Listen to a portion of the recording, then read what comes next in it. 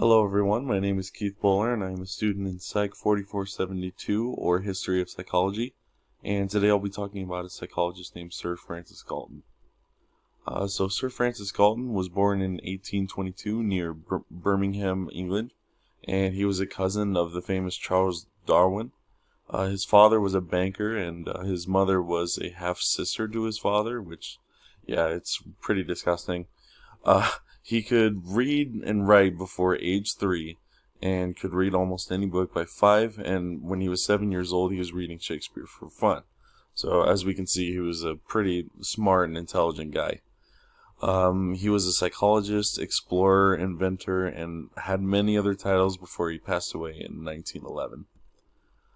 So as Galton grew older, we began to notice his passion for measuring things.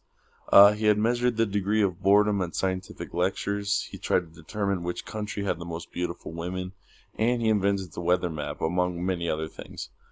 Galton's mission in life was to find important individual differences among people that could be measured and cataloged. He came up with the idea that the more acute the senses, the more intelligent a person was presumed to be. This conclusion raised the idea of selective breeding, which encouraged the breeding of bright people and discouraged the breeding of the less bright. The improvement in human beings through selective breeding was called eugenics, which Galton strongly advocated. Now, obviously we can see that this is a very controversial idea.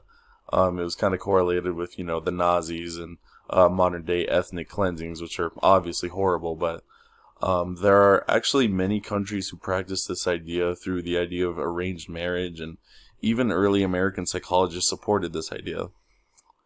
So after doing some research, Galton had revised his idea, saying that the potential for high intelligence was inherited, but it must be nurtured by the environment.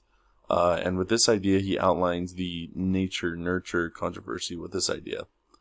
Galton created the first word association test, which was followed by famous psychologists Wundt and Jung, and he was said to lay the foundation for many studies in memory and cognition.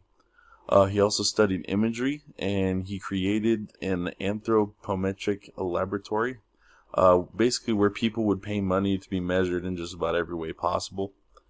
And lastly, Galton contributed the idea of correlation, which I'm sure a lot of you are familiar with if you've ever taken a psychology research methods class. It's basically a very important statistical method that is used by many psychologists today for research methods. And along with correlation, he contributed the idea of regression toward the mean, which is something he found along with that. So, a lot of famous psychological ideas started with Francis Galton. Pretty much what he benefited to psychology was, a lot of what I mentioned earlier. All of these were just some of the ideas that he created. So here I have nature-nurture question, the use of questionnaires, the word association test, twin studies, imagery, intelligence testing, and correlation. So as we can see, he's pretty much been the first to all of these, and an example I use, like if psychology was a YouTube channel, he'd be the guy to have the first comment all the time. He has influenced not just famous psychologists like James Cattell, but even psychologists today look around his works, and his works have kind of created the foundation of psychology today. So that's about all I have on Francis Galton. I know this one was a little shorter, but it was a lot of information, and so I kind of tried to put it fairly short, but I hope you enjoyed the video, and I hope you learned a thing or two about Sir Francis Galton. Thank you.